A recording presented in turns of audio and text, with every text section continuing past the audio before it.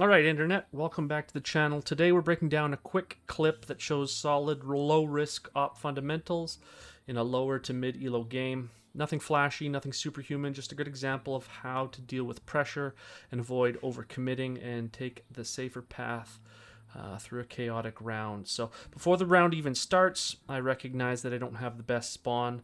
This means that a deep mid peek isn't wise. I'm not going to beat anyone to that angle, so instead of forcing it, you'll see I take a safer, more controlled approach with a more passive peek down the middle of the map. The opposing team is pretty bad. They're not throwing anything to get me off the angle, so we're going to start with a collateral right off the bat. They don't blind me, so I'm going to take that every day of the week. Top tip, on T side, I do always recommend throwing that mid flash to avoid exactly this situation. Otherwise, you're getting an op bullet in the belly. So right after that, I saw that there was a second player.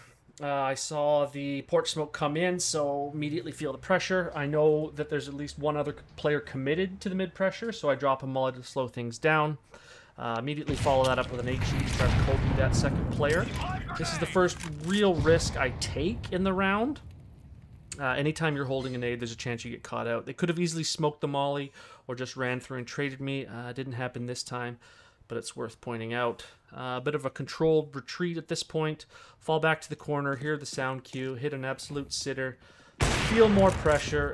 Instead of sticking around and trying to be a hero, falling back to arch again. So this is kind of the theme of this round. Bend, don't break. Stay alive, keep the gun in play. I'll show you the second risk that I take is this re-peek. It's not strictly necessary, but doesn't cost me. I hit the flick, instantly fall back. No ego, no overconfidence, just taking what's given. Once I'm back and safe, my teammate is finally able to get involved.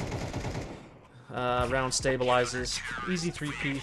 Nothing panicked, nothing overcooked.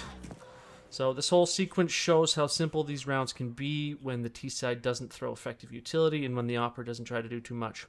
Bend, don't break, take the high probability path, let the round come to you. Later!